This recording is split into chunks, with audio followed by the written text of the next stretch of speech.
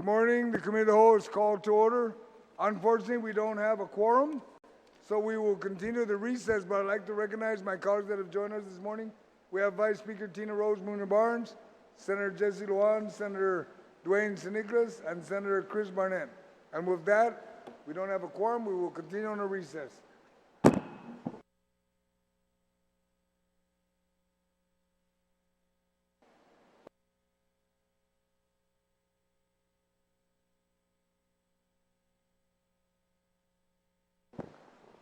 Just a short reminder to my colleagues and everybody else coming, we are in Chapter 2. So if you have any amendments, we're already gavelled in. No more amendments. We have 5 amendments sitting on the drive, so please be ready. Thank you.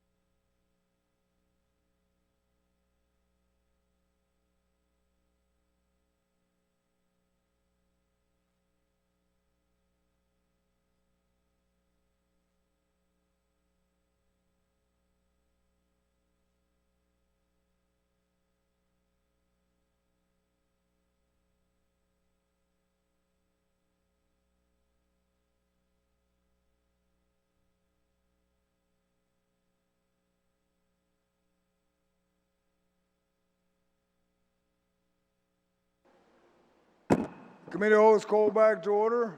My colleagues, we have several amendments. And we'll begin with the first page, which would be Vice Speaker Tina Rose Munoz Barnes, then followed by Senator Barnett, who has several amendments that are pretty much not an issue. But keep in mind that, yes, ma'am. Thanks, Mr. Chair. I just want to inquire, are we going to go section by section through each part of the bill? That's correct. We're going to go and we'll try to go with the earliest page first, so we can clean it now. Now, if there's any amendments that may impact the funding that kind of collides, then it'll be first come, first serve. Okay. But are we going to do them in order of the actual budget bill? That's Page correct. by Yes. page. Okay, I Chapter just want to 2 make and sure. so forth. Yes, ma'am. Okay, thank you, sir. Okay, that being said, Vice Speaker Tina Rose Munoz Barnes, your amendment, ma'am? Si Diyos Masi, Mr. Chair, Jan Manana, si Diyos, to you and my colleagues. As I mentioned during my second round of questions, Mr. Chair, I am definitely aiming to correct an oversight of this substitute bill, specifically the lack of appropriation to the Guam Public Library System from the Public Schools Library Resource Fund. So once again, Mr. Chair, for the benefit of my colleagues and the public listening, an existing local law, and which is Title 17, Chapter 4 of the Guam Code Annotated, Section 4120.1, requires that we split up this special fund between the Guam Department of Education and the Guam Public Library System. And while we have abided by this law in the past, just like we correctly apply laws that spell out what share agencies get of the other examples like the Tourist Attraction Fund and the Educational Facilities Funds, Mr. Chair, I'd like to note that according to the current version of Bill 236, we can see on page 5, line 15, that we are projecting a total amount of $1,107,060 for the Public School Library Resources Fund. And if we jump back to page 11, where the budget for Guam Department of Education begins on line 22, we can see that the full projected amount for the Public School Library Resource Fund is at $1,107,060 is being appropriated to the Guam Department of Education. And Mr. Chair, I just want to say that that is not in conformance with our local law.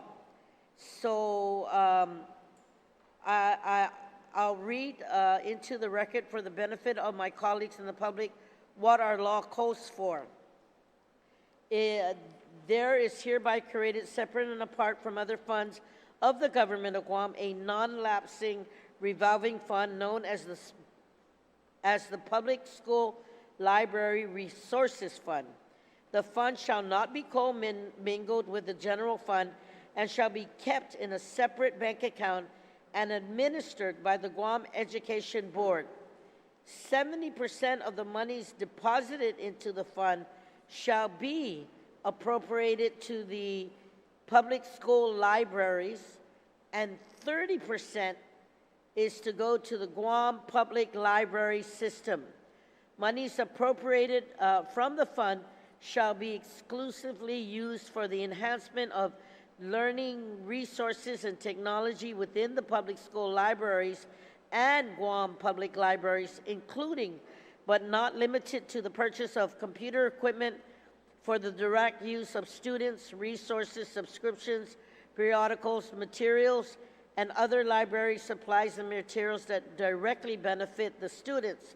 So my intent here, Mr. Chair, is to amend our budget to match what this law mandates. So what I'm proffering is to reduce GOD's share of this special fund by 30% and adjust all applicable mentions of appropriation amounts on page 11. So my amendment, Mr. Chair, I know it was passed out, is line 7, 12 to 13, 22, 25 on page 11, to amend the bill to read appropriations. It is the intent of the legislature in Guam to provide a lump sum appropriation for the Guam Department of Education for fiscal year 2025 pursuant to sections 52101 and 52101, Chapter 52, Division 2, Title 11, GCA, $256,383,110 is appropriated to the Guam Department of Education operational funds for fiscal year 2025. The sum composed of $230,506,660 from the general fund for fiscal year 2025.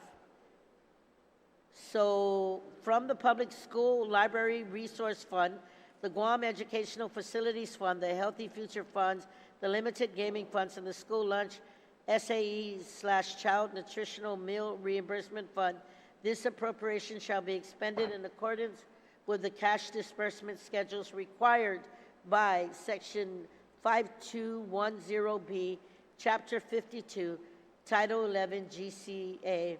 And then it has a summary of appropriations funding source, and it specifically reads it out, Mr. Chair. General fund is 230, 506, 660.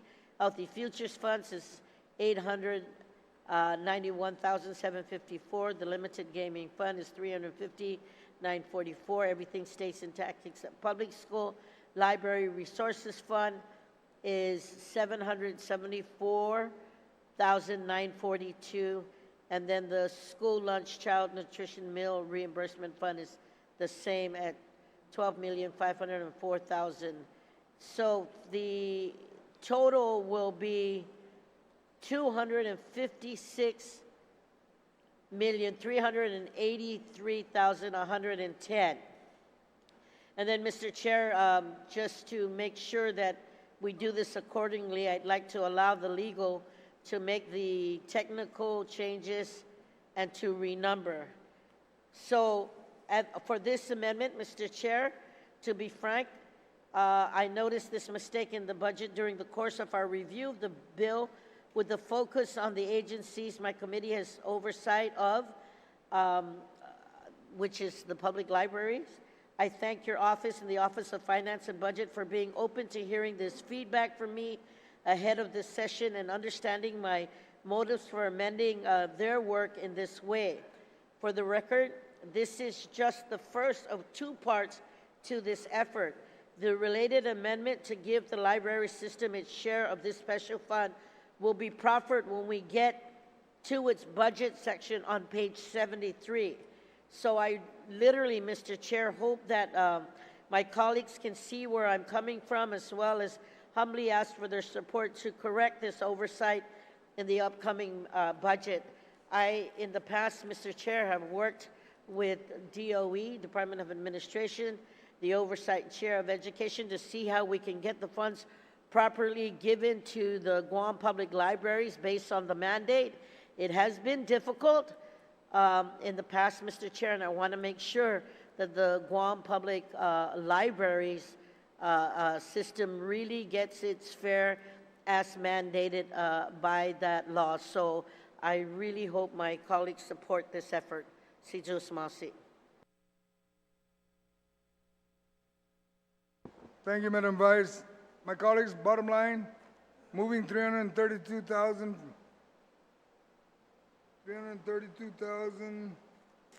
I'll give you a specific amount. Give me just one second.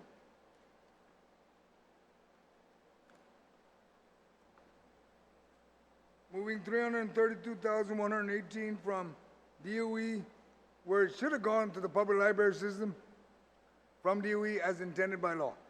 With that, and reducing their public school library resource fund by that amount. Anyone else like to speak to the amendment? Senator Burnett, sir? Bananas Dios, good morning to the people of Guam. Happy Monday. I think just generally what got me was reducing the money going to the Guam Department of Education, as their budget request of $303 million was already very, very significantly reduced by $47 million to $256 million, and then even being further reduced by this amendment. So I just want to make sure that the public understands here, and maybe the author of the amendment could explain, are we taking money from the Guam Department of Education? Mr. Chair, If I could ask the author. Stand by. Can you repeat the question one more time so that I'd ask the Sure, author if she would like to? Just if maybe she could explain why we're taking money from GDOE, because I don't recall us doing this last budget session. Madam Vice, do you care to respond? Mr. Chair, as I noted to my colleagues and to the listening audience earlier, we are not reducing their budget by any amount that they are entitled to. This is to literally correct what is provided by law, the funding that was to be worked through the Guam public libraries and to the school libraries. There is a 70-30 split based on the special funds. And again, this is not from the general fund. This is from the special funds. And I cited the section of law that specifically says that there's a 70-30 split. And that split needs to go from DOE to the Guam Public Library System, and that has not happened. And this is moving forward for 2025. We want to make sure that based on the law, that this funding should not be commingled. It is separate and apart, put into a different account, which is a special fund that gets split 70-30. 70% to the Guam Public Schools Library Resource Fund, and then to the Guam Public Library System. So that's where the split is. All right, thank you. Senator Barnett, does that suffice? Sure. Also, maybe if the author could just explain the motivation, and has there been difficulty? I mean, obviously, with the public library system getting this money, because I've even heard just from the GDOE librarians that they also have had trouble getting these funds, and in fact, they had asked me about it in the last fiscal year. So just maybe if the author could explain why we need to go in and do all of this. Thank you. All right, thank you. Anyone else like to speak to this? Madam Speaker, you have a comment? Yeah, if I could, so the sponsor is saying that the amendment, the law provides for this type of allocation. Could I just ask OFB why they allocated it differently then? Or has this allocation been done in previous years the way it's shown in the bill? In previous years, it was. Last year, it wasn't. I've asked them that same question, and they advised me that it was administrative oversight, that they should have shifted that to public library. So in every other year, it's been funded according to the statute? Right, and unfortunately, this year, DOE has been coming up with the excuse of how to give them by maybe trying to process contracts, which is wrong. Just give them the money that they should have gotten. So this time, the Vice Speaker is just trying to make sure that it's in the budget, it's moved, and it's done. Then they don't have to worry. Because this year, they'll never get the money from DOE. Say that again? Probably this year, 2024, which is going to end soon, they probably will never get the money that they should have gotten. Because right now, DOE has proposed to them, send us your contracts that you want us to process to meet the requirement, and it's not working. So with that, that's why the Vice Speaker is just trying to make sure it's there and it's done. And So are you saying that in the current fiscal year, we gave the money to DOE instead? Yes, Okay. And how many years have we been doing that? I'd have to ask OSB on that one, Okay. but I would hope there wasn't many, if anything. Many years? I hope it's not many Oh, years. okay, all right. Sorry, All right. the No fans problem. are really hard to hear. Okay. I know. So it's just Mossy, Mr. Thank Chair. you. Anyone else like to speak to the amendment? Yeah, I just got some clarity, just some questions of clarity. I'm just trying to understand the situation. So the money was distributed to Department of Education, and they were supposed to give it to the libraries, but up to now, they have still not given it to the libraries. And so now we're just going to distribute the money directly to the libraries, so they don't have to go through DOE. That's correct. All That's right. all. I support this amendment. Thank All you, right, Mr. Chair. thank you. Senator Brown? Thank you very much, Mr. Chair. I certainly appreciate the concerns that have been brought up both by the Education Chair and our Vice Speaker.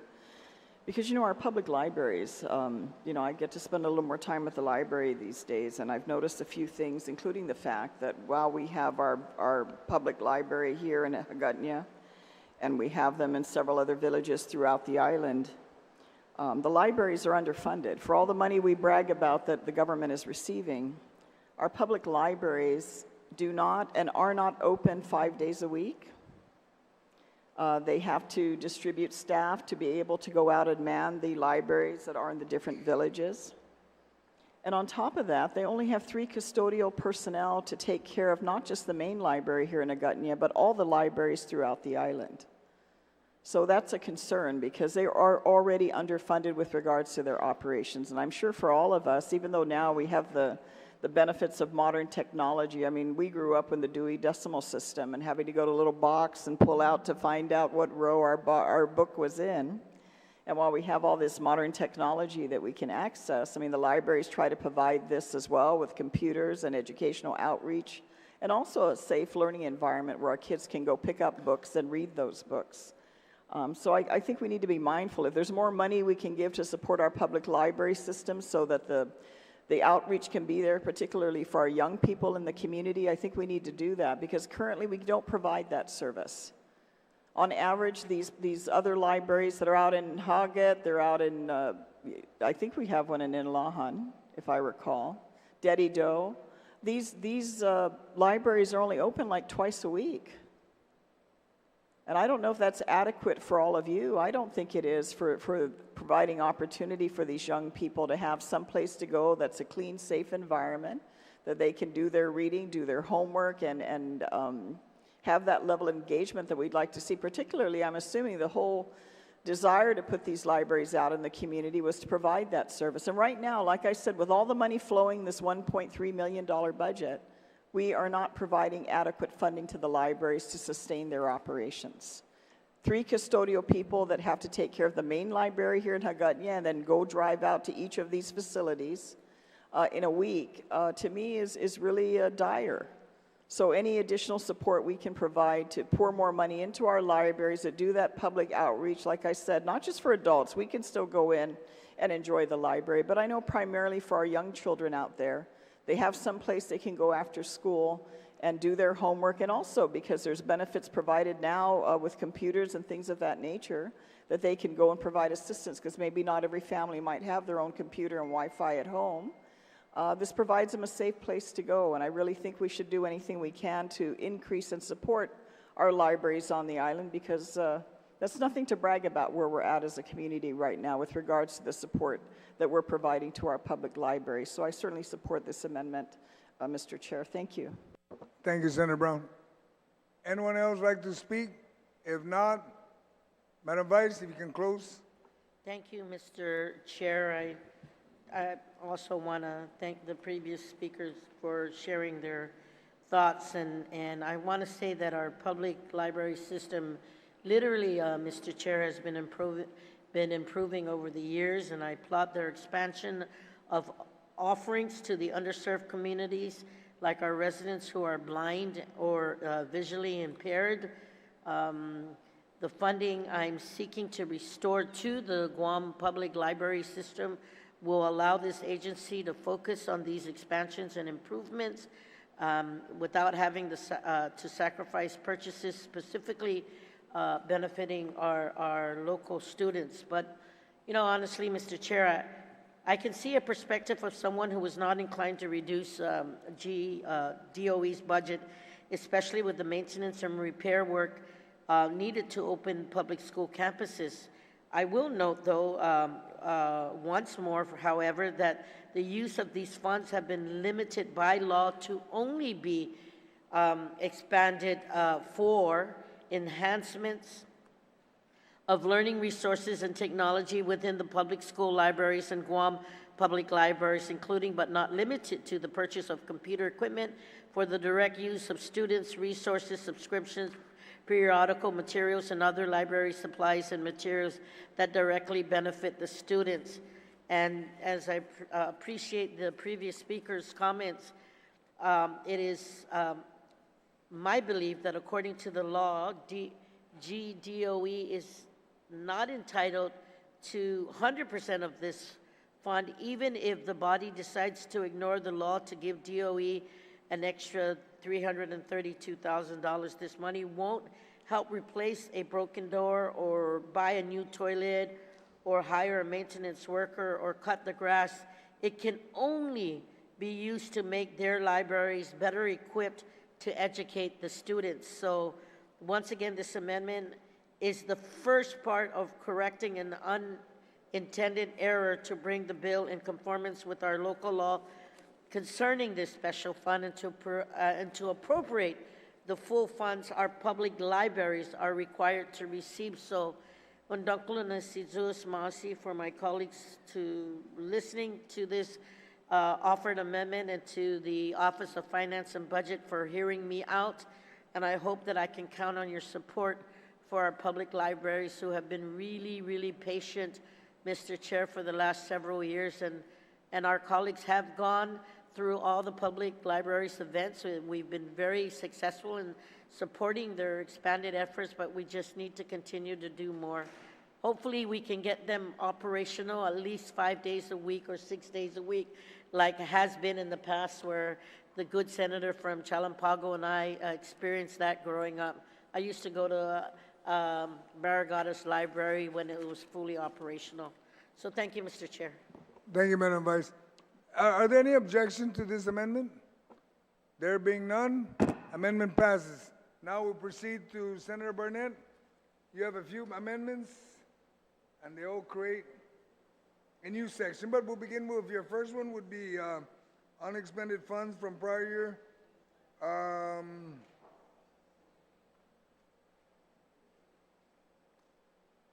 I'm trying to figure out which one would be first. They're all 17. But go ahead and just read it out. Thank you, Mr. Chair. So First Amendment, page 17, to add to Chapter 2, Part 1 of the bill to read, unexpended funds from prior fiscal years. Unexpended appropriated funds available to the Guam Department of Education in prior fiscal years shall not lapse and shall be available in fiscal year 25. It's just similar to a lot of the amendments that we did in the budget session last year to be able to preserve these funds and the Department of Education's ability to spend them. As I've said before, we've seen a significant reduction when you compare the request from GDOE versus what's actually in the bill. So every penny, every dollar that we can keep in GDOE's hands, I think is going to benefit us with many of the long-term goals that are obviously in front of the department. And I ask my colleagues to support the amendment as well. Thank you. My colleagues, this amendment and a couple more coming up are similar to what that was added on last year, on this current year. So there's nothing new. It's almost a continuation. Senator Brown?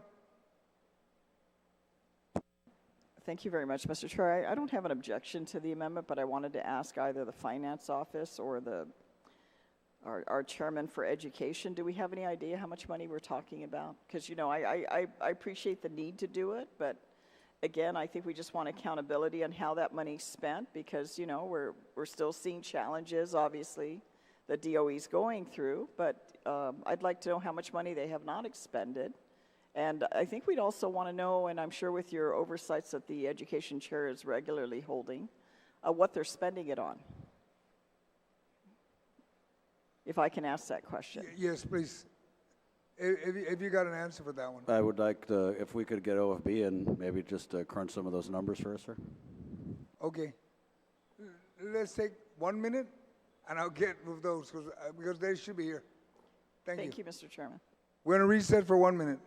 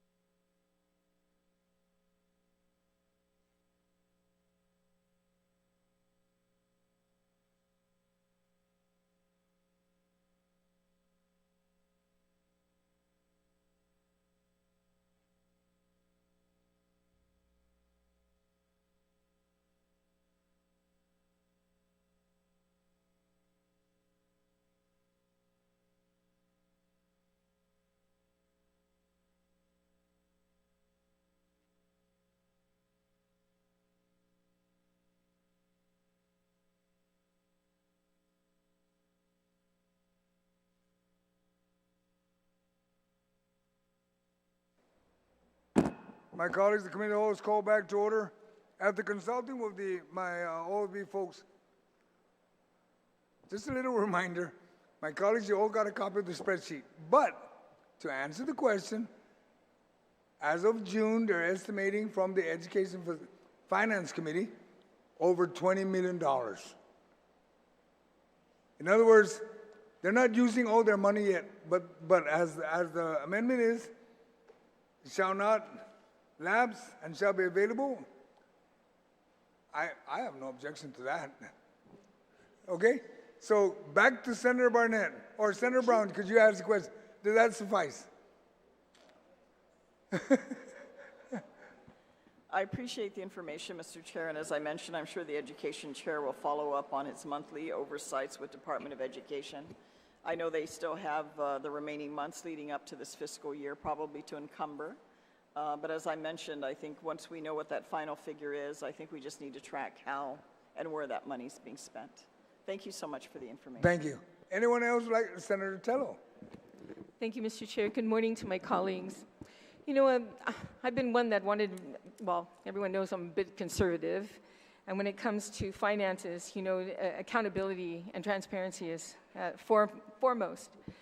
When it comes to DOE, I think DOE needs all the help it can get. You know, I mean, if we can take lapses from other agencies who refuse to spend it or just try to, you know, bank it somewhere for a rainy day, we should take that lapses from those other agencies and take it over to DOE. But we have to ensure that DOE is spending this money correctly. We've sent money to DOE, $20 million at one time we sent the money. What did they do with it? They ended up giving it to the governor and then finally asking for it back. So, you know, I'm not a real fan of using lapses, but for DOE, yes. I mean, there needs to be some consideration considering the circumstances we're in. It's not just the buildings, too. It's being able to provide the supplies needed for our students. While we're so focused in on repairing these buildings, we're forgetting the test scores that these children, are not showing. I mean, we're the lowest in the Pacific as far as test scores are concerned. We need to start focusing on teaching our children, helping them learn how to pass an SAT test, learn math, learn English. Let's not forget that focus. We've been so focused on these buildings. So whatever funding that DOE needs, I think, right, the oversight chair should follow up with this. But I would like to add to that, if you can also follow up of how many what the lapses were last year in FY23.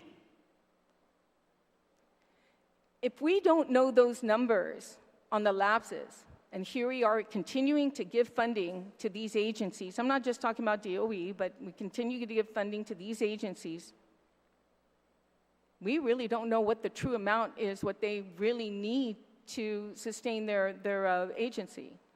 So I'd like to ask the author of the amendment, when they have the oversight, to ask them what would the lapses were in FY23 as well, so we can get a gauge on that. So other than that, I have no objection to this amendment. And like I said, we need to do what we can here in this body to assist where we have the power to. So thank you, Mr. Chair. Thank you. Anyone else like to speak to the amendment? Madam Speaker? Thank you, Mr. Chair. And so 20 million in lapses, is that the money that we gave them and that the governor held up at the Homeland Security and now they are able to spend it? It's very possible that that's what that is. I mean, we can't tell which money's which, but it's just the delay in spending it. I can see why that happened, but according to them and their testimony when they came down here, it sounds like they are allocating, or what do you call it, encumbering all of their funds now, right? And that they've either contracted out or encumbering for contracts. But I just wanted to ask overall on the GDOE budget. So it looks like they got 10 million above last year's fund, from the general fund, last year's request. Yeah, even in the total, general fund and special funds, they've only received 10 million in addition to last year's budget. This is after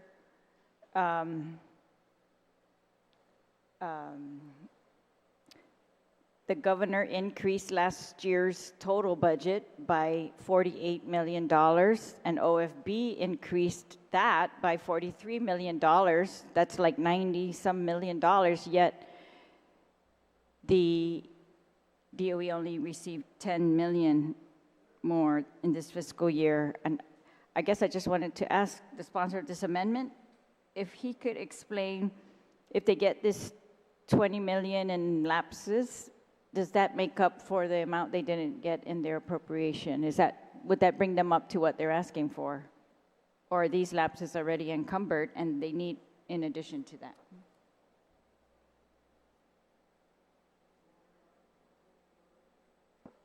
Senator Burnett, you can comment. I'll follow up with the comment after you. Thank you, Mr. Chair. So the governor's budget request sent down was $258 million. The agency, the Guam Department of Education, had requested $303 million. And in the budget hearing, the superintendent and the GDOE leadership, president, and myself as well, had thought we had heard a commitment for $303 million. So again, coming in and seeing the bill and the reduction of $47 million to that request with a final number of $256 million, I mean, the word from the superintendent was that this would barely cover salaries and operational costs. So this $20 million available that has lapsed, obviously I think raised a lot of eyebrows and does add to the total, but without having the superintendent here. And in regards to the $20 million that the body had appropriated, that was subsequently taken by Adelup. I believe of that 20 million, there's about, I want to say 13 million as they've offset that with the cost of the guard doing the cleanup and then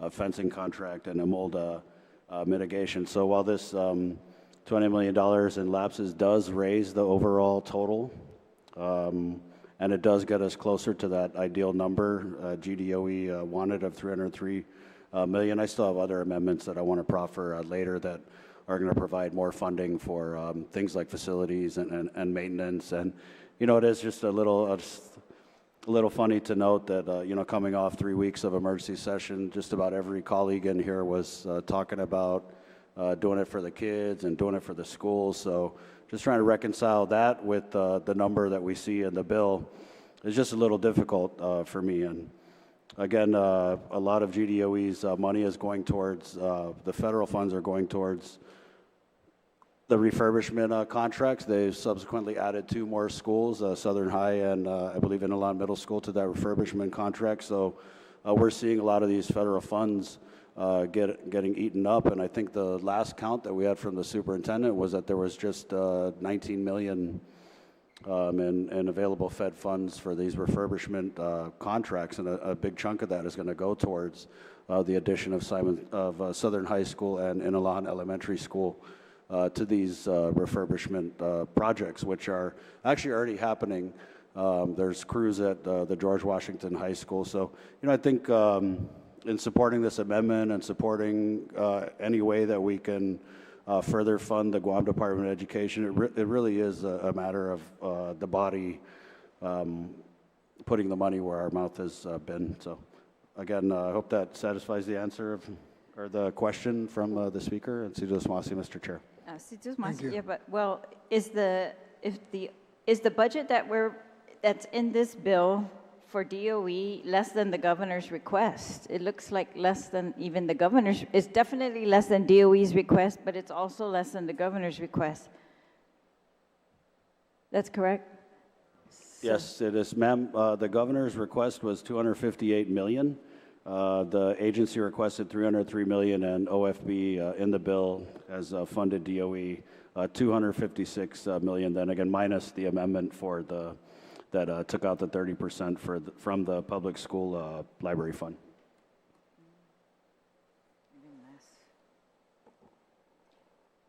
Okay.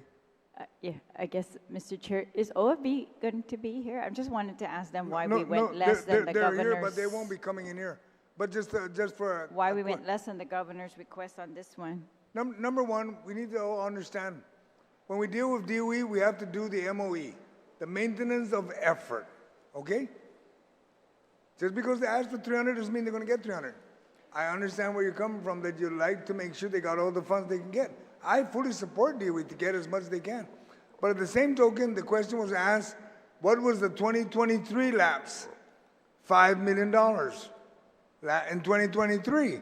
And today, the recording, as of June, from the Education Finance Committee, it's 20 plus. It's actually leaning closer to 28.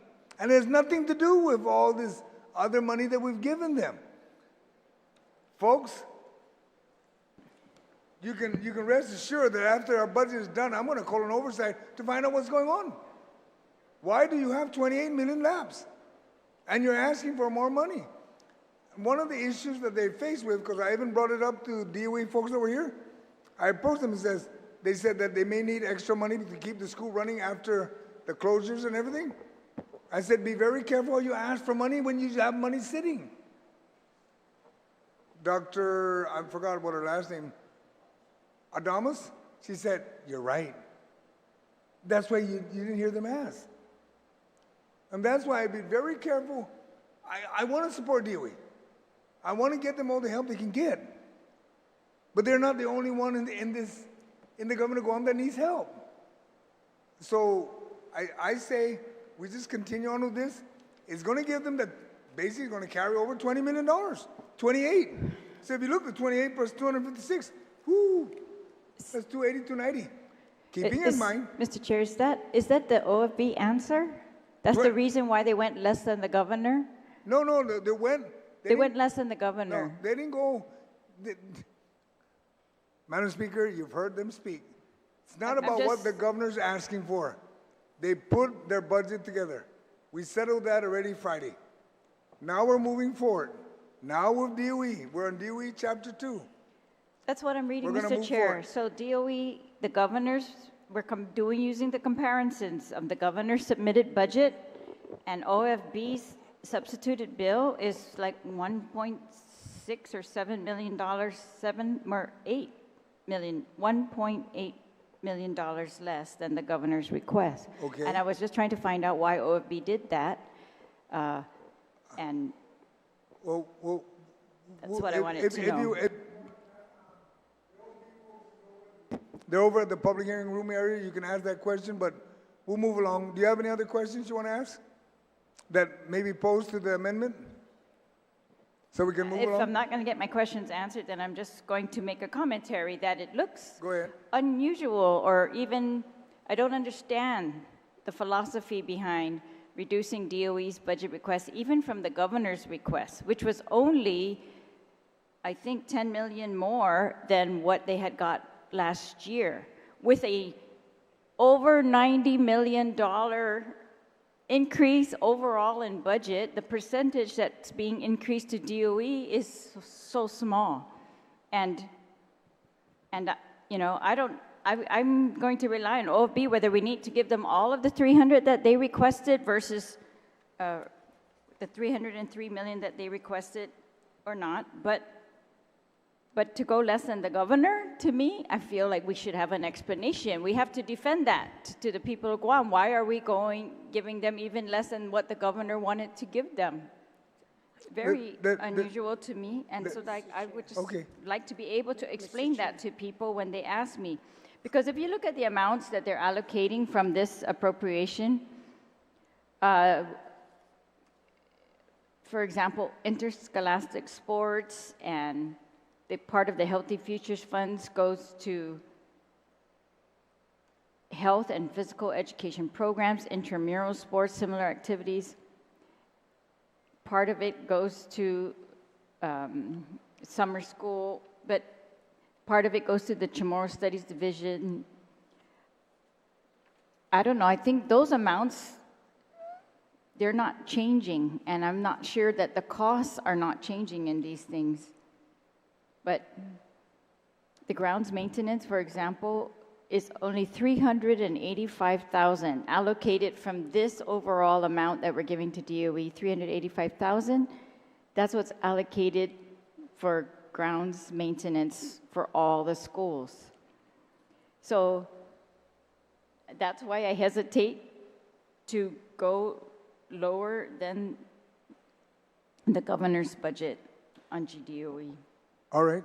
Okay, and we'll just move along, and then we'll do a recess so you can go back to OFB So is and the ask the thing that question. we're not going to have OFB in here No, we're not. to answer our questions They're in the anymore? back. They're in the public hearing room. Last year we had OFB and the agencies on some of these big, huge departments. Madam Speaker, we're not going to go into a public hearing room when we're talking the budget.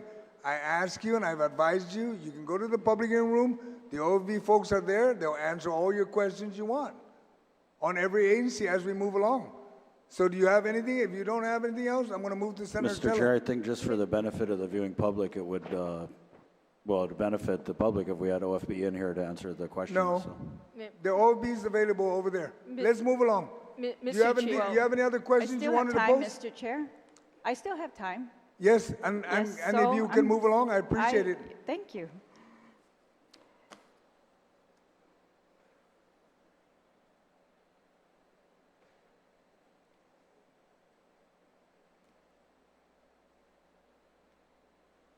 So if I could ask this proffer of the amendment to give DOE their lapses, which I think if you look at every other agency and why they want their lapses, it's because of timing, right? Because the end of the fiscal year, some of these projects are still outstanding. They were held up for procurement reasons. Almost always, it's either a procurement reason or a DOA delay in the hiring or the getting the list.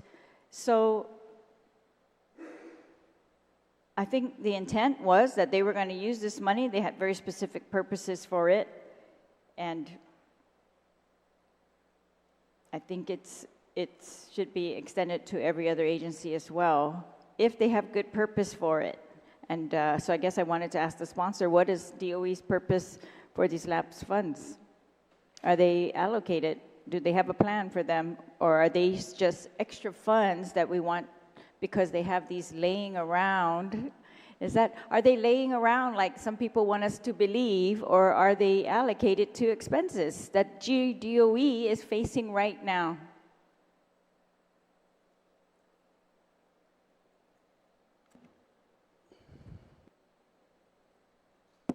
Senator Burnett, if you'd like to answer that question? Yeah, thank you, Mr. Chair. I think just generally, I disagree with the idea that, DOE got $20 million just laying around. I think it's clear, when the superintendent is not happy with the amount in the bill, $256 million, when we talk about what GDOE has been able to do with the federal funds that they've been paying utilities. Obviously, they've been eating up some personnel costs. So these federal funds are dwindling fast, and the lion's share of them are going towards fixing the schools. So this $20 million that, some of my colleagues might think is just lying around is obviously, we're going to have a conversation with the superintendent about spending these lapses, right? If there was 5 from fiscal year 23 and we're tracking 20 or 28, I mean, outside of having OFB actually in here to verify those numbers, we don't know for sure. But again, the Guam Department of Education requested $303 million because that was the budget that they felt they really needed to move forward with fixing the schools,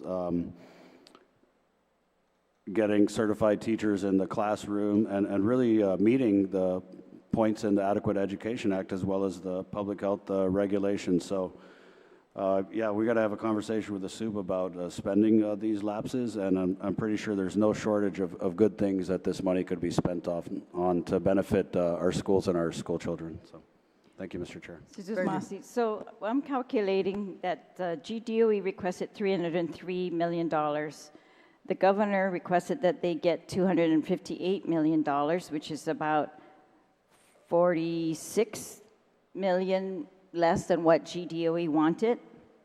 But OFB's bill came out with $256 million, which is $47 less than the $303 million request from GDOE. And even if we use this $20 million in lapses towards that $47 million, there's still $27 million of expenses that they've estimated for the upcoming fiscal year that are not funded in this bill, and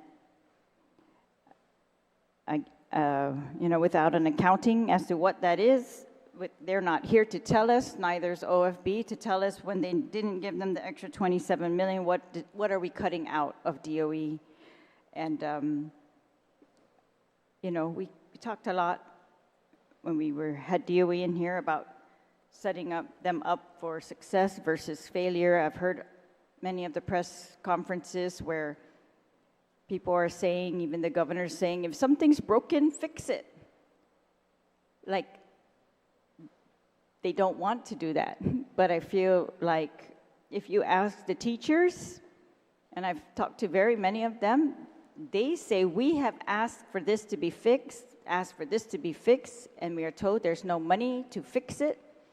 So they're very happy things are moving now, but I think that's what we're looking at when we shortchange them, this $27 million, that what are they going to come back and tell us they were unable to do during this fiscal year because they did not get that $27 million. Thank you. Mr. Chair, I have a point of information, please, and a clarification, if that can be in Yeah, order. go ahead. Please. I'm just trying to figure out here if I can ask you to clarify, actually just restate the rules of engagement is number one, and if any member feels like increasing the budget of an agency, for instance, DOE, which we are discussing right now, that we are free to proffer that amendment with the corresponding decrease, correct? That's And we have correct. to find the corresponding decrease. That's So correct. nothing is stopping any of us from making a tough decision to increase DOE's budget. Am I correct? That's correct. So, and as of the time, our amendments for this chapter, were supposed to be submitted. Were there any amendments to increase DOE's budget right now? None. Oh, well, there's one, actually. But, Is this on the amendment, Mr. No, Chair? it is because, Mr. Chair, Let- I wanted to let's- make let's sure listen that to the her. public was aware that there are no amendments from anyone in this body to increase the I 25 got- appropriation to DOE through the budgetary adjustments, one. understood. And I have no objections to looking at the amendment that's in front of us right now. Yes. And you said. That's where we should be, and- Mr. and Chair. I Point was- Madam of order. Speaker, you're Madam out of order, let her finish. And Then I you was can just speak. noting that the decrease I know that retirement, there was a decrease because of the retirement, and then I think there was a request that DOE didn't want us to order textbooks. Mr. If Chair, that's in order, the then I superintendent has already want to expressed make his sure, disappointment Mr. with the Chair, budget. This is on the point pointless, of really. Oh, information and clarification, Okay. I just want to make sure. You're in line, okay? I'm in We're line. good, okay. Thank you. Now, Point of information, Mr. Chair. go for it. Yeah, the bottom line is that DOE requested 303 million. The That's governor said to give them 258, which is 45 million less than what they requested. And OFB gave them 47 million less than that, even less than what the governor requested. And I had asked for an explanation as to why we would even think of giving DOE less than what the governor's requesting for DOE. And that's where we are. We can't get an explanation on that, Mr. Chair. Madam Speaker, Senator Burnett, you wanted to speak on that one that you were commenting, Senator Burnett? If not, I'll. Number one, when we were on chapter 1, OFB mentioned the reduction in the retirement. In DOE's area, they reduced by $2 million. They also asked that they didn't want to order the books. That's 1.5. The numbers keep going down. Now, I do offer to all my colleagues, if you want to talk to OB and see the numbers, you got the spreadsheet, you can go next door. With that, now we'll move. Anyone else like to speak on this amendment? Senator Duenas. Just Muncy, Mr. Chairman, and as the prime mover of the $20 million, the author of the bill that gave the additional revenue to Department of Education, I certainly do rise in support of this amendment. It is curious how it does seem to line up in terms of what the current tracking of labs is, but maybe the explanation is, and just to remind the public and the body once again, that the primary reason for moving that additional resources was because there was expenses occurred for pay raises during the fiscal year in 2023. And so when we went into 2024, those resources originally were going to be allocated for the much needed maintenance and repairs that we currently have ongoing. And then of course, there has been this movement of the resources back and forth because of an unanticipated event, which was Typhoon Mawar. So I think we're all on track here with this amendment, and given the fact that it's very appropriate, because essentially it looks like what's going to happen is they're going to be able to carry this over, which would be the original intent of the appropriation. So it will suffice for what is requested, as you mentioned, Mr. Chairman, of salaries and benefits, and it will also more than likely carry over to have that effect of the diminishing resources under ARP and other sources federal-wise, and make sure that the local funding is there, which was the original intent, to ensure that those monies that were brought forward through the benevolence of the federal government, through different sources, to do repairs and the like that were authorized to be used for salaries were replenished. So it looks on track to be that's what's going to happen. I do agree with you, Mr. Chairman, that while we are having oversights and there are traditional monthly oversights now, maybe one of the main things we're had to do to continue to track is, the expenditures, because it is true, as mentioned by another colleague, I think there are going to be several amendments coming forward in different categories. I've got a couple of requests from different agencies, but it is going to be in line with the fact that there's been procurement difficulties. And so if there are line items that were identified that are capital improvement or say equipment, we're going to have to consider that seriously, because it would be difficult for these, agencies to include those have to be expended from their appropriation coming forward, because essentially wasn't what they requested their budget for. Their budget was for a new fiscal year, thinking that they could have expended those funds in the prior. And I know we'll all take that up on a case-by-case basis, but I just wanted to mention that because that's kind of in the spirit of maybe the benchmark here that we're establishing, which is these things will be evaluated delicately based on what is the reasoning, and not just to have an appropriation that ends up being millions of dollars more than what was requested. Say for example, it's salaries which were recruited positions that they didn't recruit. Well, in my opinion, too bad, because you have to execute that within your time frame. That's your job to get those GG1s done, and that's your job to bring those people on board. There may be some exceptions with critical positions, but I can see where it is in the event, Mr. Chairman, of capital improvement, because we all know that was also one of the things that got us here. I'm sure many agencies will tell you, because of Typhoon Mawar during this fiscal year, it was very difficult to get procurement through, given the fact that they went from a regular expenditures of fund in a fiscal year to an emergent situation, and then now shifting back to, thank God, to favorable times in terms of weather and environment, and hopefully in terms of our operations of our government, that we'll get there. So I think this is a very appropriate, and it does look like, at least within this fiscal year, it will bring them closer to the level. And then I know that we're going to have further discussions as we go on maintenance of effort as well as maintenance requirements. I think this is one, I want to mention this, Mr. Chairman, because I know that, we certainly always want to do everything that we can when we're over collecting, and we've been giving back, I think it's now up to $120+ million in power credits to our people. And those are all well, good, and fine, and definitely the right way to return taxpayers' money to our people. However, we got to continue to look now as we go forward, because when we track properly and have proper conversations on a monthly or quarterly basis with our agencies and how they're expending, like you said, 20-some-odd million dollars, and we're only, about 50 days away from the start of a new fiscal year. And so that has to be accounted for too. What is the difficulty in being able to expend those funds? But going forward, as we start to see these shortfalls, we're going to have to, when we talk about our priorities, we're going to have to benchmark what are we doing with those appropriation when we're doing supplemental appropriations during the year. If we have shortfalls where education, public safety, others are coming forward and saying, hey, we need more cars now, we need more equipment now for the schools, and they're like, we're going to have to talk about those competing interests. So I think that that's the time to do that, when you can see that the expenditures are on track. And even some of these agencies, Mr. Chair, they might come to us and say, we're having shortfalls. We've been so good at expending our money that the requirements that we have require a supplemental appropriation.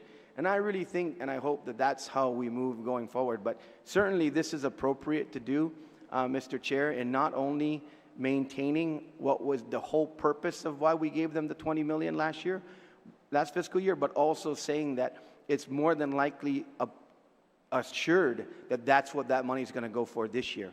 Because if the first quarter, they're going to be tracking their salaries and benefits, and most likely all those improvements are really ongoing with regard to the schools. And wherever we have shortfalls in federal funds, if they have this $20 million, they can backfill that for the original purpose, which was maintenance and upkeep and repairs. Thank you, Mr. Chairman.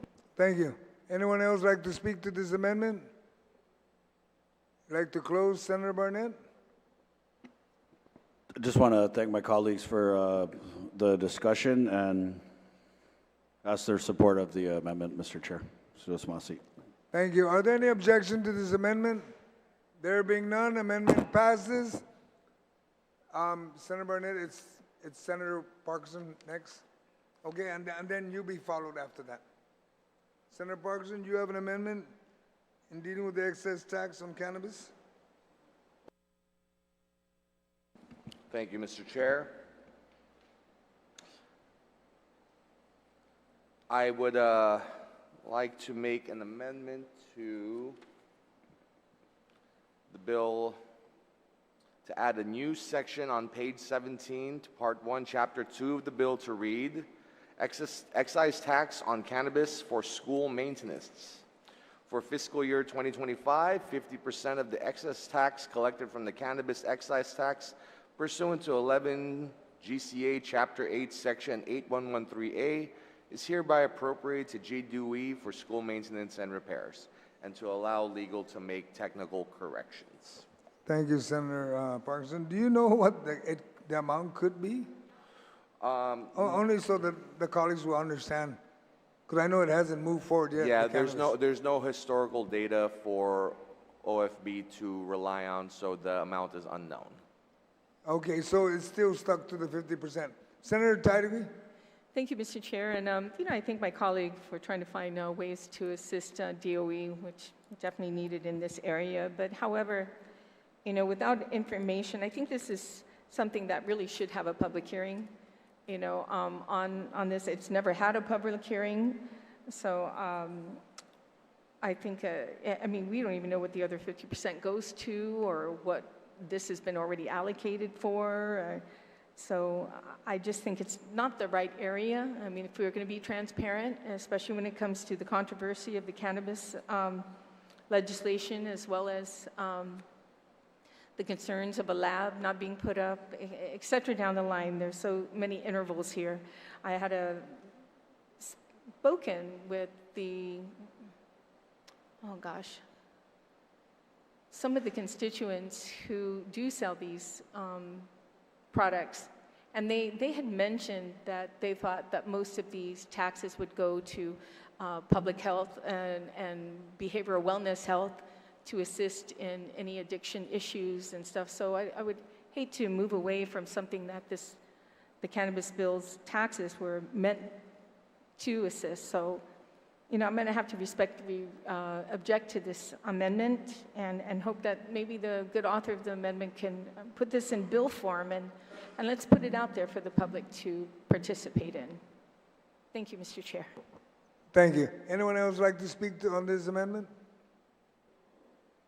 Madam Speaker, or Senator Vice Speaker? Yes.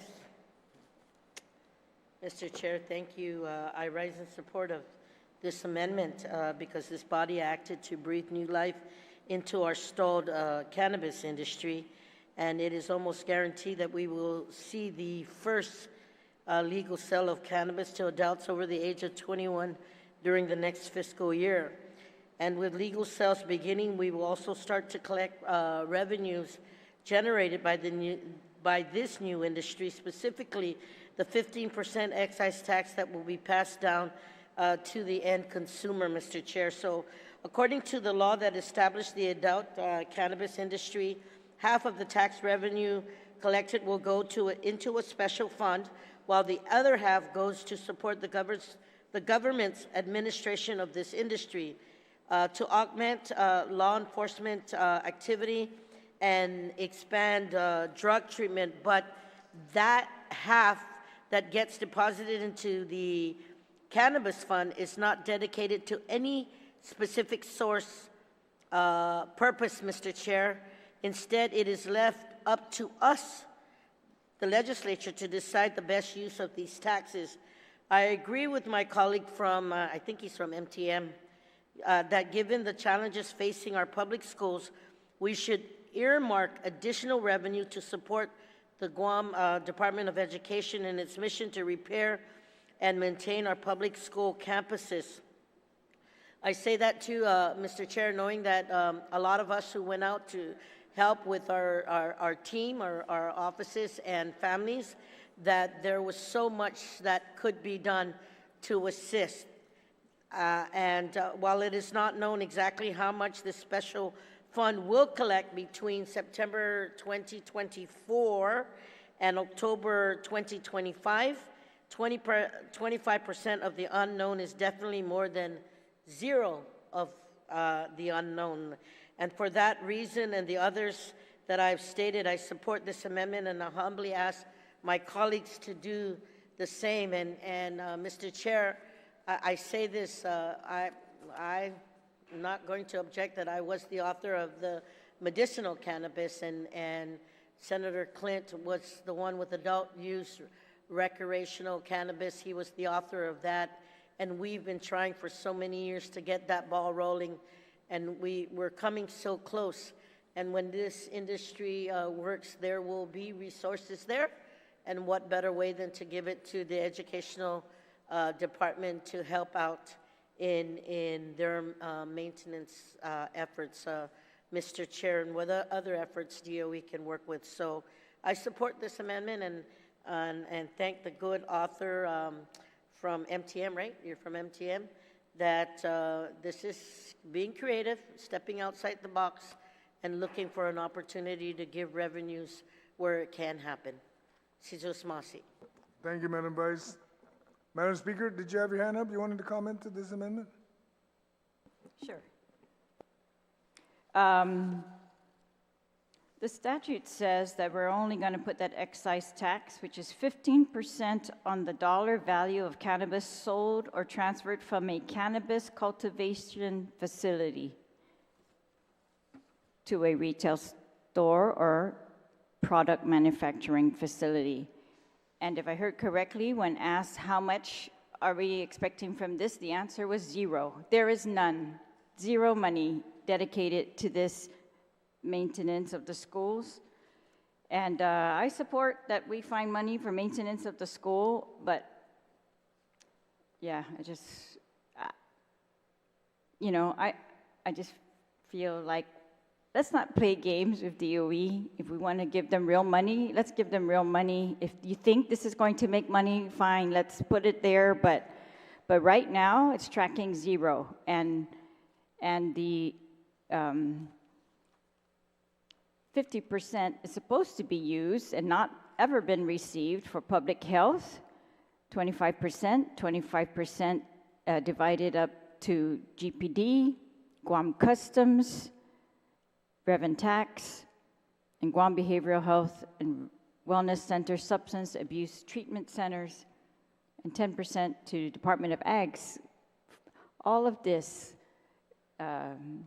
directly related to the use of cannabis, the regulation of it, and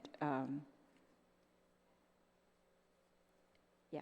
So I don't object to anyone putting in amendments that's saying we're going to give this money towards GDOE maintenance and repairs, but when we actually have real money that we can give to GDOE maintenance and repairs, that's what we should be doing.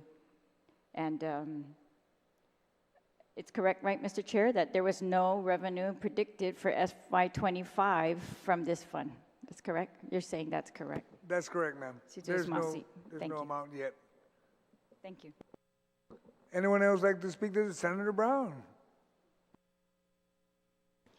Thank you very much, Mr. Chair. I kind of concur with the comments by Senator Tello and the speaker with regards to this. I think any revenue that's generated from cannabis definitely should be, as listed, invested in those areas where the need is going to be, with public health and other areas to address outreach and rehabilitation. I mean, it's almost as if we're trying to say there's no controversy involved in this, and by all means, let's take the money and use it for our schools. I think this still has yet to be seen. I think this thing needs to go for further public hearing and review in terms of what revenue, if all, is generated. But I think the need for it is probably greater because we certainly have an existing drug problem on the island. And cannabis, while we'd like to think it's mainstream, it's okay, there's no doubt there's people that are also suffering from use, abuse, and misuse of cannabis, as we are with other drugs in our community. It's unfortunate. It's another beautiful day on Guam. The sun is shining. And yet we have many of our people, many in our families, and some we see now out there in the community who are affected by drug abuse.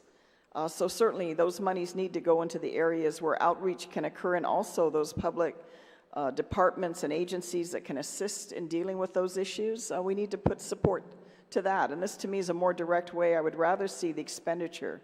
And then also, I mean, we do have a bill that Senator Tello introduced that several of us have co-sponsored with her that would not allow, at this point, without testing, because we're still there, We haven't addressed testing, and I was one of the members of the legislature that spoke out very boldly and very directly on that issue. I'm very concerned about the fact that we would authorize, that this legislature would pass legislation that would allow these edibles and other types of cannabis use that have additional infusion into them without any testing, so that members of our community can be consuming something they don't even know what's in it. And is it safe? More importantly, is it safe for them to consume? So this idea at this point of using these funds, assuming there's anything being generated outside of where the need is prevalent, yes, education is very important. Educating our children and funding the Department of Education is very important. But I think this money would be more accountable to be invested in these other key agencies that provide that support, particularly for those that are addicted, be it to cannabis, be it to crystal meth or alcohol or whatever other type of substance, you know, that there are members of our community. That's the absolute reality. So much of the crime, the fear that our people feel now, that they don't feel safe in their homes, they don't feel safe out in the community, particularly at night, I think we all know a lot of that's where the source of it's coming from. We all know, whether we want to acknowledge it or not. So I would rather see that money invested there, assuming there's ever any revenue to be looked at, because I don't think this issue is all, you know, all packed up and clean at this point. So I would object to the amendment, and like I said, any revenues coming out of this that's going to be taxed should be reinvested back in the outreach and drug-related programs where the need in this community is incredibly great. So thank you, Mr. Chair, for the opportunity to comment on this amendment. Thank you. Anyone, Senator Fisher, you want to comment?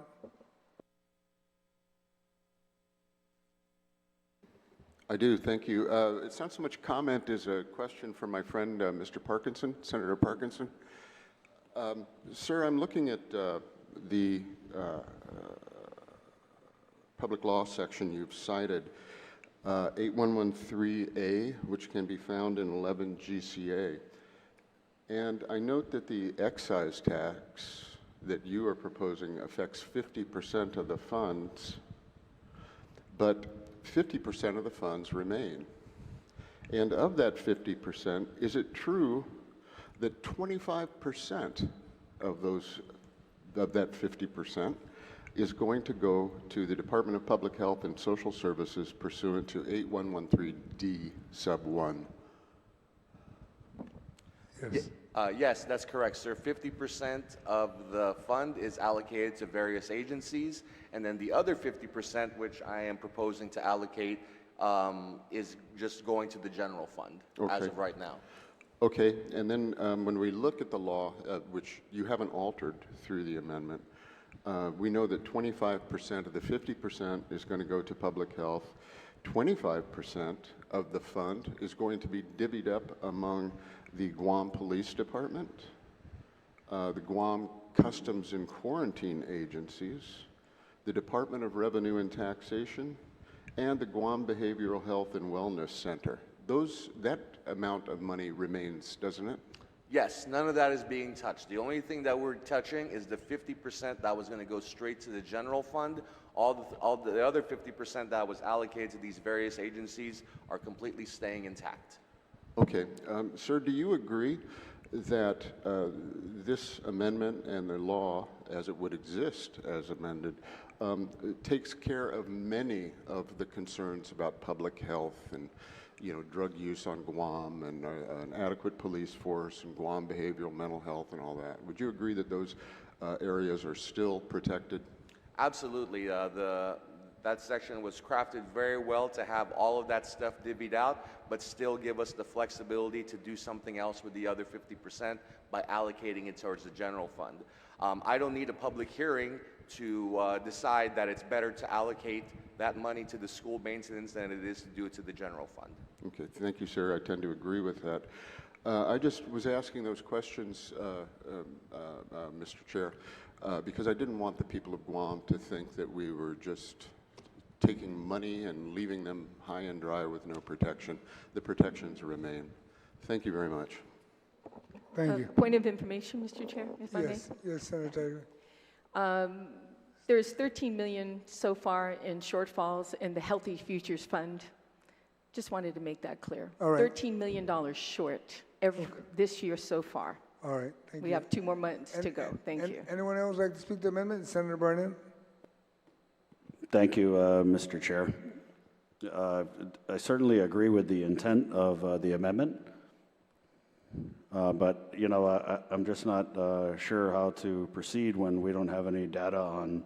The previous retiring speaker had talked about all of these different areas laid out in law where this excise tax is going to go to, but I don't know if we can say convincingly that these areas are going to be addressed because we don't know how much money this fund's going to generate. We don't know how much 50% of this fund will be. We don't know how much money will go to the maintenance and repairs. What we do know, though, is that it's a very significant amount of money we're going to need for school maintenance and repairs for the Guam Department of Education. Significant real money, as one of the retiring speakers had said. And I'm not saying this isn't real money, I just think it's not realized yet. And I do have an amendment in Chapter 11 that aims to use excess funds to provide $10 million in maintenance for the Guam Department of Education.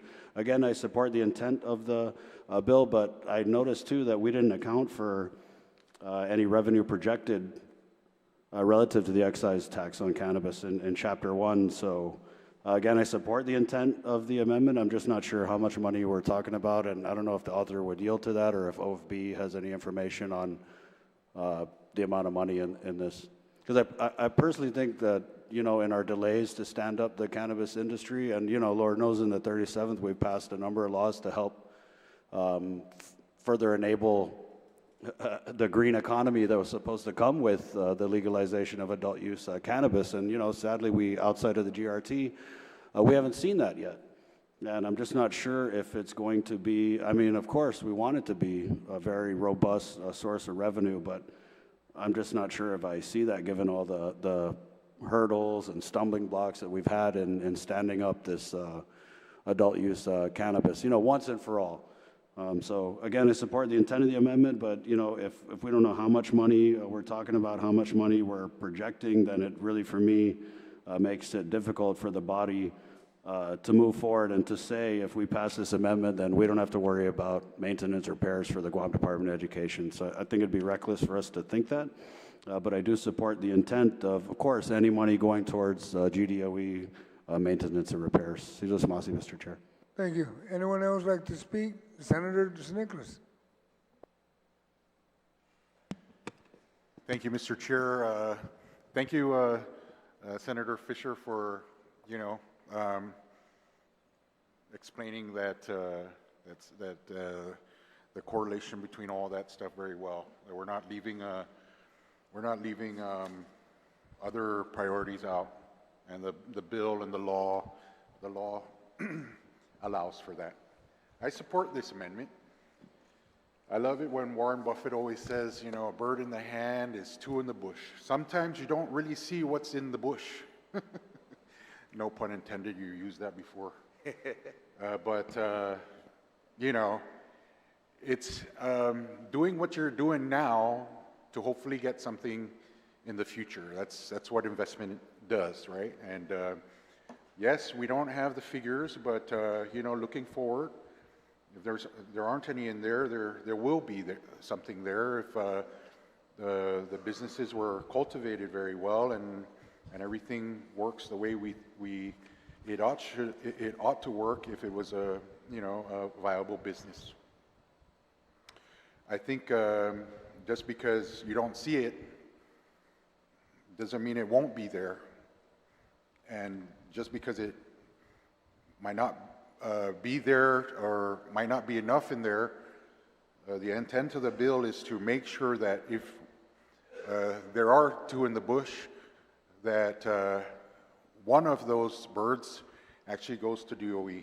And like I said, there's just about nothing I wouldn't do to help DOE, and I applaud the author for this forward-looking amendment, and any help that we can give to DOE is welcome, and I support the amendment. Thank you, Mr. Chair. Thank you. Anyone else like to speak? Senator Lujan? Thank you, Mr. Chairman. Mr. Chairman, I too support the intent of the amendment. I'm just wondering, you know, because it's been mentioned, of course, we don't know how much revenue that's going to bring in. Do we have an idea what the CNMI brings in? And maybe we can kind of look at that and see what that brings in an annual basis based on their population and users versus Guam being a larger population, and maybe we can go with that and you know, see approximately how much revenue that will generate. Do we have an idea on how much is generated, at least in the CNMI, in their cannabis industry, Senator on an Parkinson, annual do you have basis? a rough number? Yeah. I don't know. On You the don't know? off-base side, we don't Yeah. know. Okay. But they Yeah. have comment that they raise Sure. millions over Sure, there. sure. Well, you know, again, with the intent of the amendment, I support the intent of the amendment. But I would like to see as well, you know, have a figure as to how much is generated, or how much revenue is received by the government of Guam, and then we can decipher from there as to how it's split up between the, you know, as was previously mentioned, one of the questions I asked is the Healthy Futures Fund has declined over the years, and they say basically it was because of folks moving from smoking cigarettes to vaping. They can, and so that being said, there's been a decline in that, and those programs need to continue as well. So I would like to see again how much monies we can decipher to these different programs, as opposed to. I mean, I'd like to see that. I mean, the intent, I like the intent, and I don't think anybody will disagree with the intent, but I kind of like to see, of course, as well, approximately how much we're looking at in disseminating to these programs. Thank you, Mr. Chair. Thank you. Anyone else would like to speak? No. Senator Parkinson, would you like to close on this amendment? Yes, I would. Thank you, Mr. Chair. Title 11, Chapter 8 of the Guam Code Annotated, known as the Guam Cannabis Industry Act, levies an excise tax of 15% on the sale or transfer of cannabis. As you know, colleagues, the legislature has authorized the sale of cannabis through Public Law 37-116 beginning on October 20th, 2024, which is 90 days from the enactment of the law.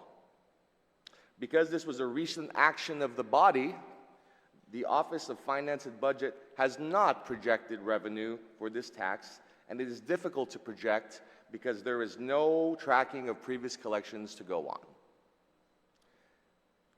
As my colleague Senator Fisher walked us through, 50% of the excise tax is deposited into the Cannabis Fund, which is allocated to things like public health, the Guam Police Department, Customs and Quarantine, behavioral health, and rev and tax.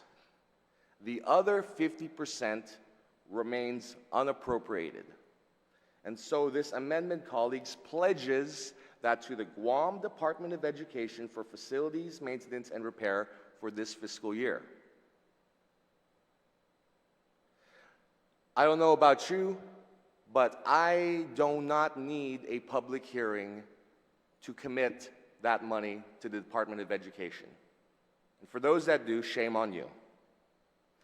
Colleagues, I don't need to tell you how important school maintenance and repair is for our students, teachers, and staff to have a safe place to learn and to work.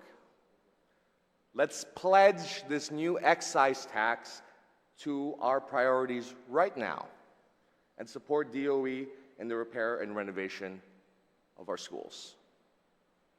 You have to remember that this industry has not started up. We have no historical data to figure out how much is going to be there. I kind of think of this as potentially like a bumper crop, in the sense that we already have our budgets in place and what we think we're going to project for everything else.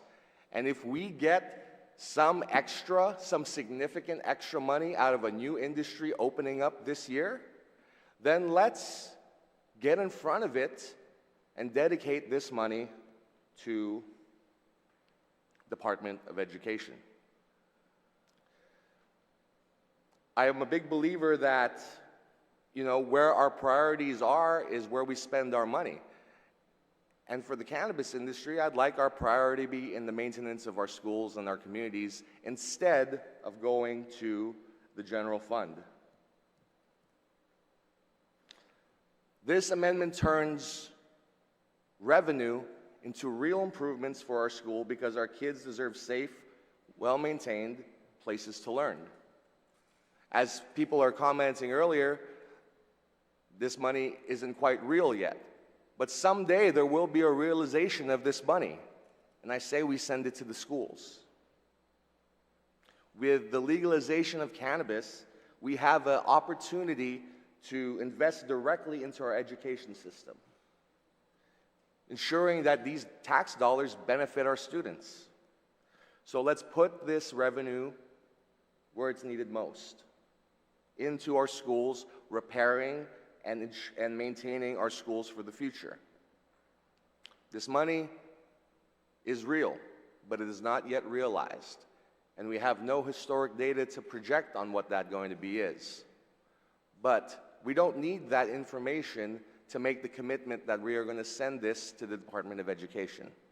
So with that, my colleagues, I please ask you to support this, and let's do it for the kids. With that, Mr. Chair, I yield the rest of my time. Thank you. Thank you. I'm not going to ask if there's an objection, because I did see here 2 objections. All in favor, please raise your hand for this amendment. 1, 2, 4, 5, 6, 7. Amendment passes.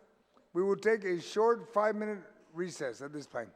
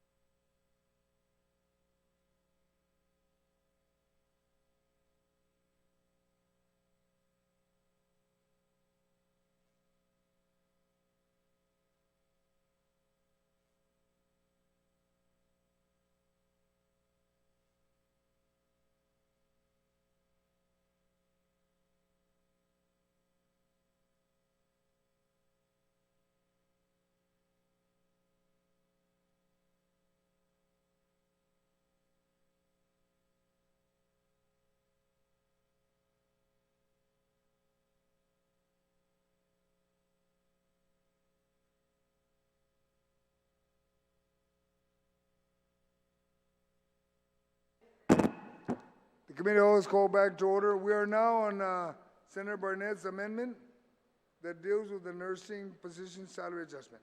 Senator Barnett. Sidus Masia, Mr. Chair. Just get my... the amendment is to page 17 and adds a new section to Chapter 2, Part 1 of the bill to read, allocation for nursing position salary adjustment. The Guam Department of Education shall allocate from the general fund appropriation in Section 1 of this part of this chapter to GDOE the amount of funds necessary to fund the nursing pay plan adjustment that was dated March 8th, 2024 and effective on April 1st, 2024. Referencing Department of Administration HRD number 23375 for all nursing positions, including school health counselors at GDOE. The implementation shall be implemented pursuant to DOA memo HRD number 23375, date March 9, 2024, and approved on March 14, 2024. Nothing herein in this section is intended to prevent GDOE from using federal funds, if possible, to fund any portion of the cost of this section. And so, as the colleagues know, there was a government-wide increase to the nurses' pay plan, but the school nurses at the Guam Department of Education have yet to realize this pay increase. And they had reached out to me and asked why. So I reached out to the superintendent, and he said that it wasn't funded. And so what this amendment basically does is allocate a portion of GDOE's lump sum budget to the payment of this increase for everybody who's on the nurses' pay plan now. Unfortunately, you know, we had to get the amendment in before the gavel struck this morning. But in just talking with GDOE and even OFB, it looks like the number is around $700,000. And again, this would just to allocate this increase out of the existing lump sum budget for GDOE in the bill. So I ask my colleagues support of this simple amendment. Sidus Masi, Mr. Chair. Thank you, Senator Barnett. Does anyone like to speak to this? If not, are there any? Oh, Madam Speaker. Yeah, I'm just checking, you know, so this increase in nurse pay came again, you know, when GMH was facing a continued crisis of nurses and asking for more pay. Remember, we had a bill trying to give it to them, but then the governor came out with this pay plan to increase them again. So this is the second time increase in nurse pay plan since I've been in the legislature over the last 5 years maybe. So this was very clearly supposed to cover registered nurses employed at the Guam Department of Education. And I guess this amendment will allow them to be paid retroactively if the sponsor would yield. Senator Burnett.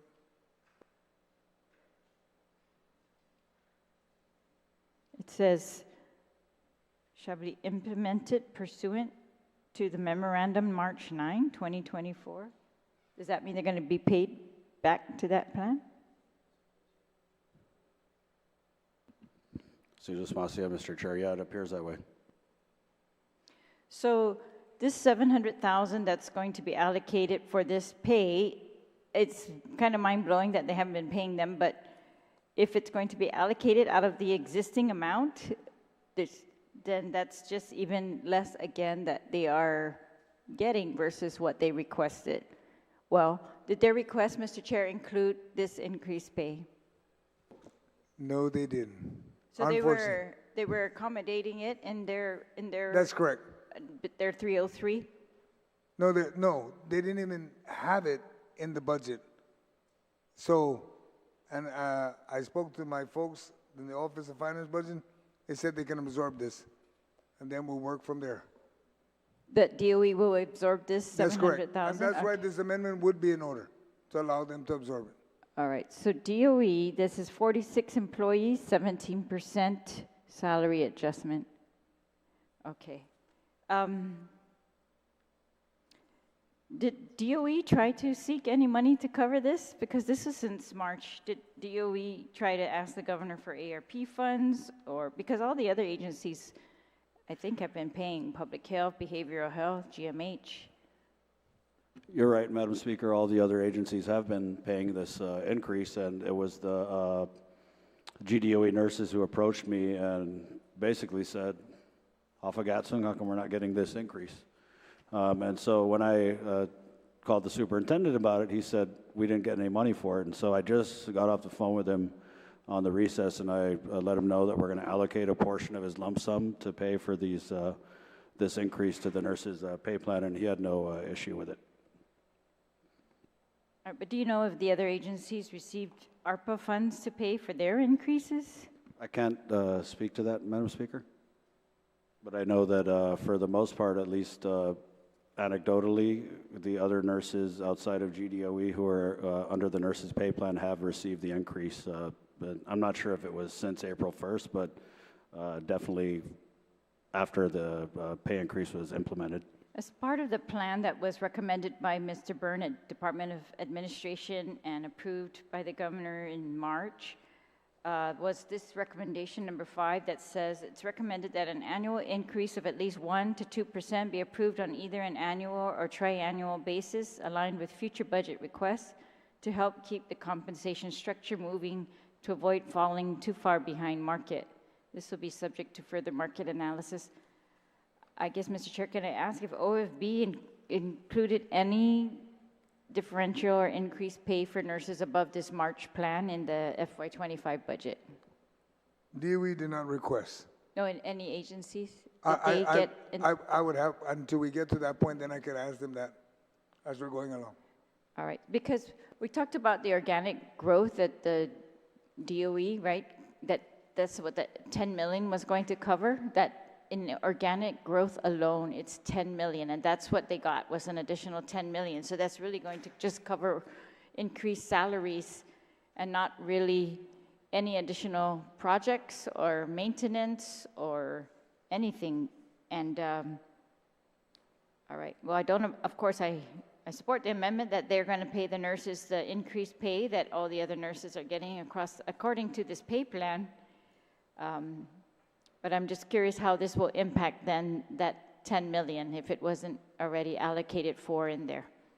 Mr. Chair. Thank you, Madam Speaker. And just for your information, OFB texted me that the other agencies that asked for nurses' pay is in their budget because they asked for it. Senator Fisher, you have a question?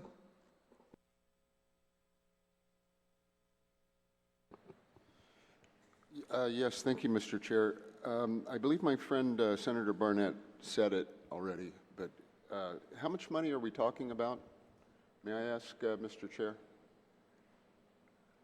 How much money? I think Senator Barnett mentioned about 700,000. 700,000? Right. Okay, so it's 700,000. All right. That's correct.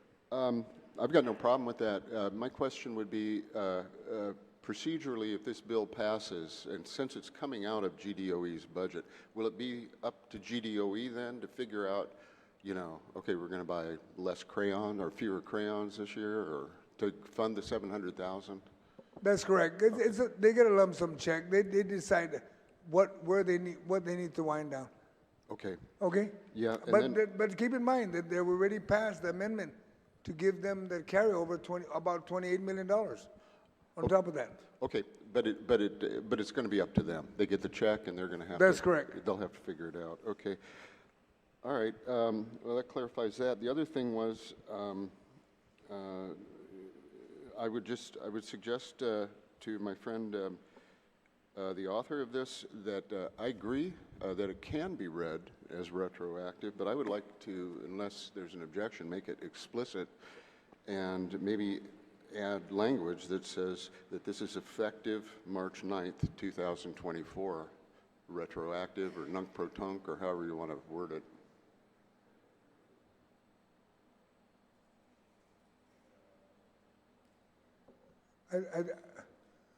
As a matter of fact, it's effective 1 April, April 1st. That's how his amendment is written. So as you're asking for Okay. March 9th, it covers that. Okay, so it's already in there. That's correct. It's part of his amendment. Okay, then All right. I'm, Anyone just- else would like to speak? just Yes. a Yes. moment, a moment. Yeah, okay. All right, thank you, Mr. Chair. All right, thank you. Anyone else like to speak on this? Are there any Senator Nicholas. Thank you, Mr. Chair. I support the amendment and thank the author.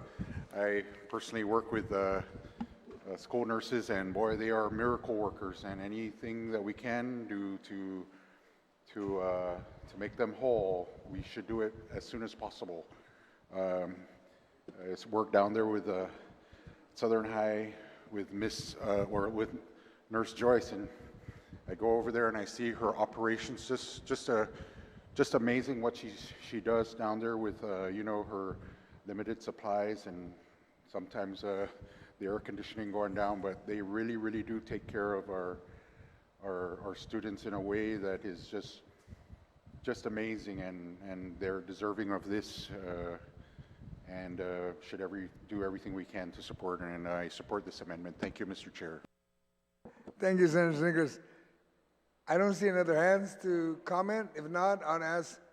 You don't need to close. Are there any objections to this amendment? There being none, amendment passes. My colleagues, there are no other amendments up to page 17. That means in Chapter 2, the section of DOE is now closed. All right? We will now move to Chapter 2. Point of information, Mr. Chair. Part 2. Sorry. Yes. Um, The next okay, amendment yeah, is no, charter no, school. We're still in chapter, well, we No, just left chapter 2, correct? No, we're still in Chapter 2, but we close Part 1. Okay. And then so we we're go part into, two. we're going to go Okay. to all the different parts. And Okay, the other thank you. amendments that are forthcoming is Senator Barnett's amendments, but, and Thank you, others. Mr. Chair. But with that, it's 11:15 right now. I propose that we're going to go ahead and just take a recess. See you all at 2 o'clock. All right? See you at 2. Thank you.